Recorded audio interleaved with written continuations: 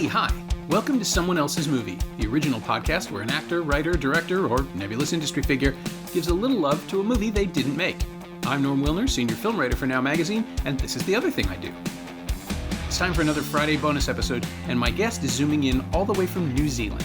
It's Jemaine Clement, who you may know from his work in Flight of the Conchords or his appearances in everything from Eagle vs. Shark and Men in Black 3 to The BFG, Divorce, Noah Hawley's Legion, and of course, both the movie and the TV series What We Do in the Shadows, which he co-created with Taika Waititi and ran here in Toronto for 2 magnificent seasons.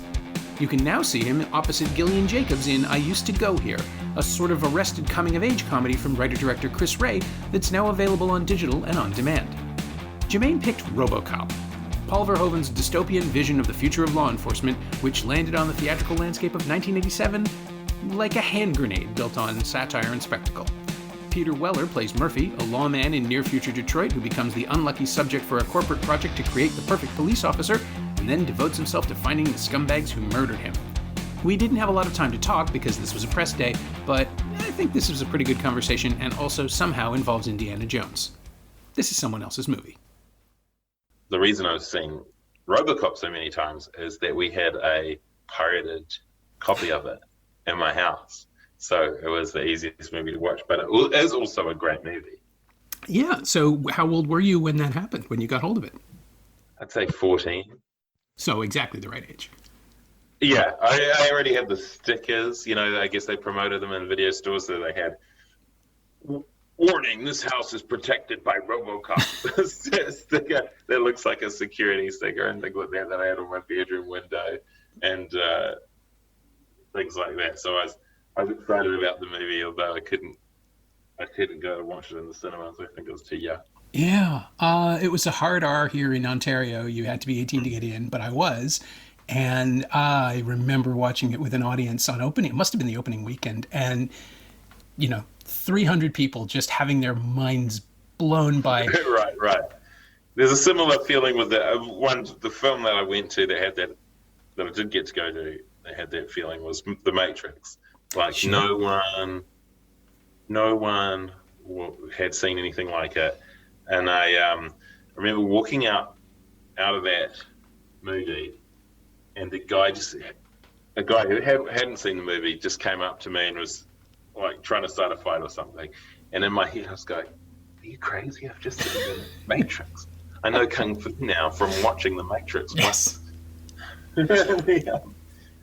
Yeah, I think it gave me an unwarranted and possibly dangerous sense of confidence. Yeah.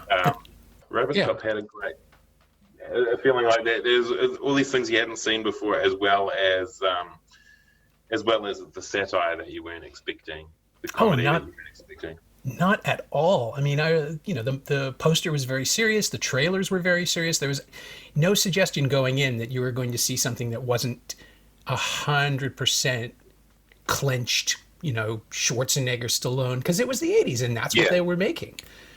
Yeah. And those Stallone and Schwarzenegger movies had funny moments. And, sure. Schwarzenegger had all his one-liners, but the whole world was a funny world, a parody of our own world. Yeah. And of course, we've caught up to it, which is the other thing. That's right. It's more like that. Yeah, it's much more like that now. Yeah. The remake came out, I think, 2014, and it's depressingly... it's not satirical. It's just like, well, in the future there are going to be big factories and corporations. You can't top what Verhoeven and Ed Neumeyer did in '87. No. Well, a lot of what they did was bring humor to a humorless genre, usually humorless genre. Though I got to give exception to those Arnold Schwarzenegger movies. Some of those are really funny. It's true. Yeah. Total Recall has a lot of funny and inventive moments. Oh, Verhoeven again, right? I mean, that's right. His approach to American culture continues to be really fascinating to me in that he always finds the thing that is most objectionable and makes sure we laugh at it. Right, yeah. And it was also playing on that the nuclear paranoia of the time, where they're playing a nuclear war-based board game, which That's once I right. would have been able to quote it word for word, but now I can't remember the name of the game. Oh, yes. You nuked my... I can't remember. Yeah, it's the game of life except death. Yeah. With the pop-up thing in the center. It's and again, it's just perfect. And it was all in the script. It was all ready to go. And somehow, just thinking about it again, like it's Kurtwood Smith is just amazing in that. It's one of those things where he pops and suddenly you've never seen this guy before. He's got glasses, he's got a receding hairline, and he's still the most terrifying thing in the film because he's cheerful. Right, yeah, in his sadism. Yeah, he was scary. That whole gang. That whole gag was scary. And when you were the age I was, seeing someone like covered in acid melting and then driven through and then falling apart. Yeah. Those things were fun. I don't watch anything like. I don't think there is another thing like that. Starship Troopers is also. He did it again. Yeah, and a film that people missed out completely. Expecting that. Yeah. Even though I guess people in those days weren't so didn't necessarily follow a director's work, except for a few very famous ones. So I remember that audience being surprised that that movie was funny. I mean, I remember watching it with an audience that had absolutely no idea how to process it. The same with RoboCop, but RoboCop has a different energy. You can watch RoboCop and not get the satire and still enjoy it and it's still exciting and it's still a great story and a great philosophical question about what makes a person and all those things. Yeah. As well as great dumb action sequences. It's such a mixture of different things. Yeah, it's exhilarating. But then at the end of Starship Troopers, you've got Doogie Howser showing up in full Nazi regalia. That's right. And it's glorious. Yeah. I mean, it really is when it happens. But the audience was not like, oh, this is the logical extension of what Lucas said about Leni Riefenstahl directing Star Wars. This is where you'd end up. And my audience, my preview audience who'd won tickets from the radio did not know how to process that. Right. Yeah. Which is Verhoeven's gift, right? He can do that. And in RoboCop, I was trying to figure out how to get to there logically, but I think we just have to jump right in. You have the additional amazing quality of whatever it is Peter Weller is doing. He took mime classes and trained with, I want to say it was maybe a break dancer? I was going to say Japanese puppeteers, but right. Maybe both. Well, he does a great, really subtle robot movement, doesn't he? And that's anytime I've in a role tried to have some kind of physical training, it's a real discipline to completely erase any sense of your own natural movement. Mm-hmm. And he's doing it under like 80 pounds of plastic and latex and metal. Yeah. Well, who knows? That might assist with the stiff movement, but it might not. Yeah, and he still has to find ways to suggest human. I mean, there's that moment where he walks into his old where RoboCop walks into Murphy's old home and stops and pauses, and it's such a strange. It's like it's a purely mechanical thing, like he's glitching, but there's a physical pain to it that Weller projects. And he's only got this as well for a lot of it. Yes, he's only got his from his nose down. Yeah, it's incredible. It's just it's such a fascinating performance, and watching the sequel just sort of decide to go in a different direction entirely and give him more comic role, let RoboCop be funny for a bit rather than have him be the straight man in an insane world, which makes so much more sense and makes it tragic in the first film. It's one of those properties where every sequel makes it lesser because you're just chipping away at it. That's right. Even though I watched that and was excited to see it, sure. I don't remember it. Yeah, I don't remember the second one. I went back and I think he flies in the third one, and in the second one, right. Yeah. The second one is Tom Noonan as a drug kingpin whose head is just basically in the end dumped into a larger robot body, and it's fine, but we don't need it. The first film really does say everything it needs to say. Yeah. The other thing that made that exciting was I remember having that video. I told all of my friends at school, and a friend a friend of mine wanted to watch it, and I remember him waiting out on his bike, and then I'm taking out the VHS, the dubbed VHS that had RoboCop written on it, and he's like, "It's dubbed." I said, "Yeah, that's illegal." That makes it better. So he didn't take it. But then I was like, "Oh wow, genuine contraband."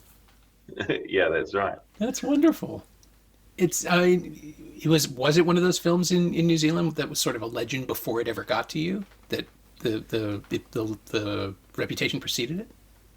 I remember being excited about the idea of it. So, yeah, for me it was. Yeah. Yeah.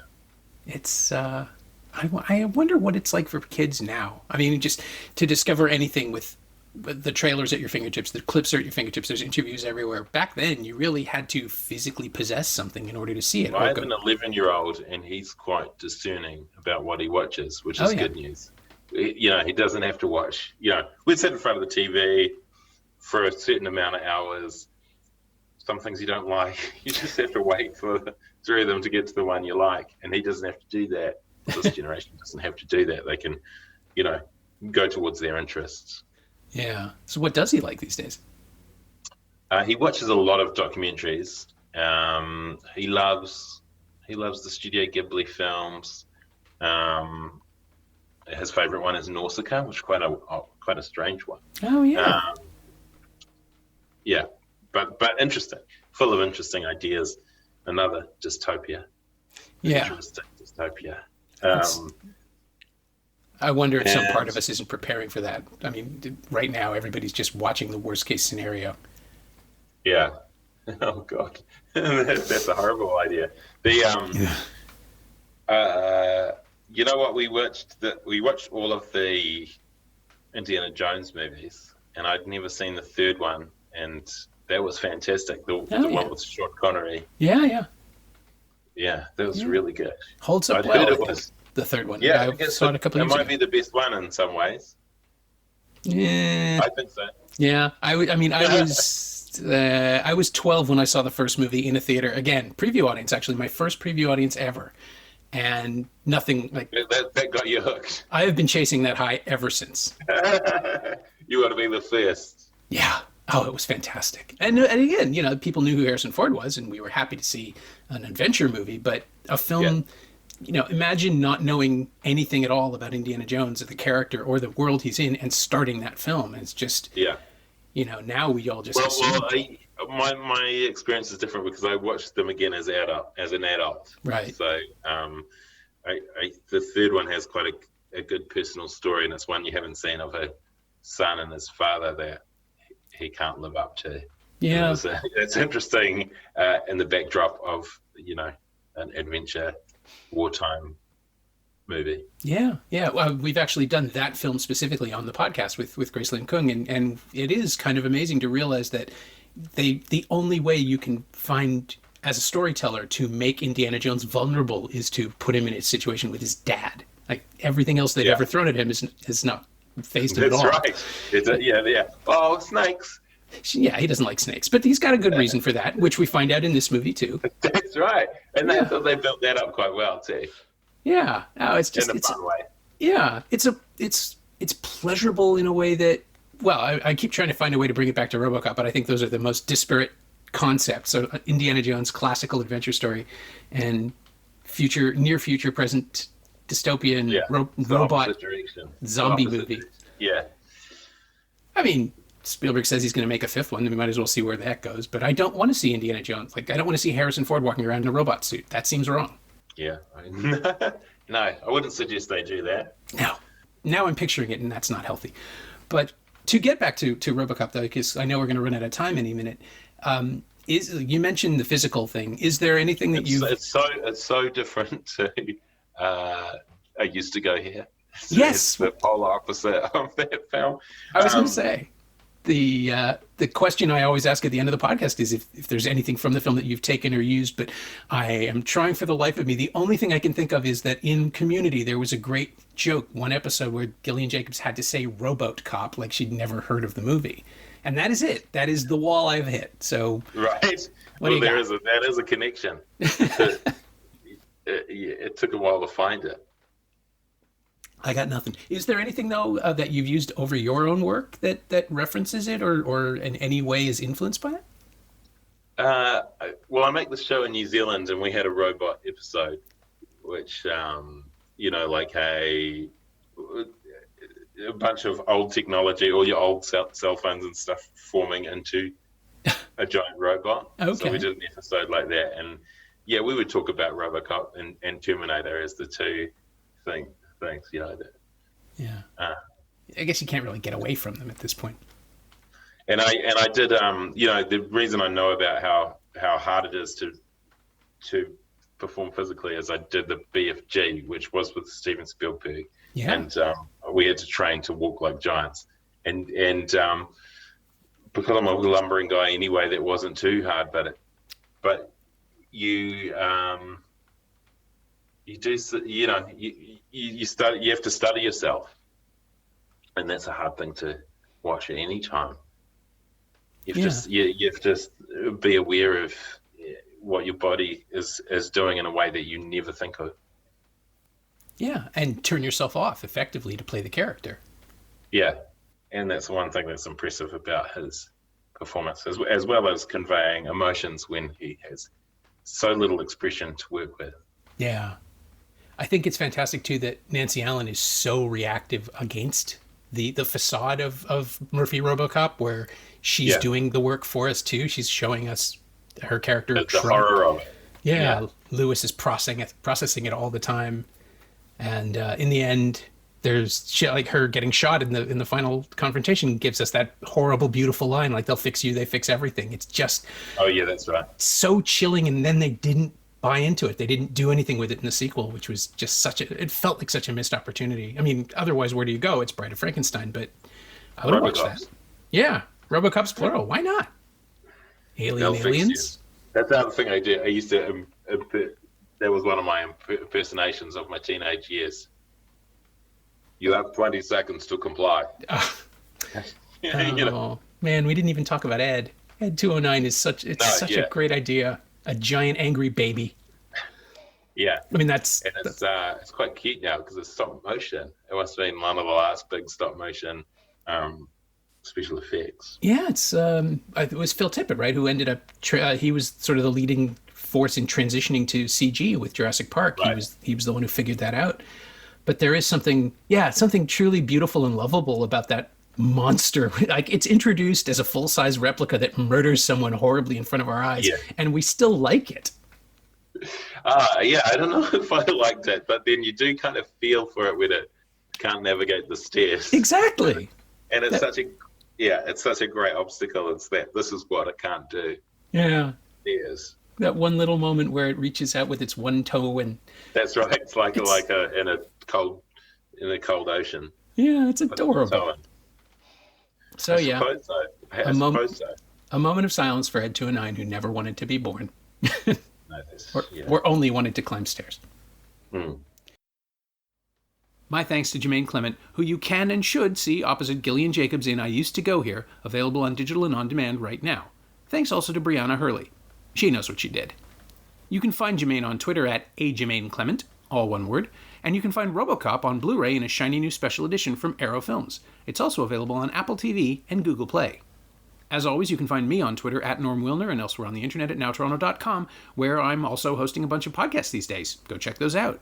And you can find this podcast on Twitter at Semcast, SEMcast, and on the web at someoneelsesmovie.com.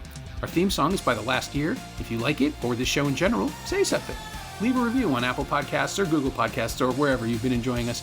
Every little bit helps, it truly does. And check out the other shows on the Frequency Podcast Network. Black Tea is coming back. Stay inside, watch movies, wear a mask if you go out, be like RoboCop. He's a good dude. I'll see you next time.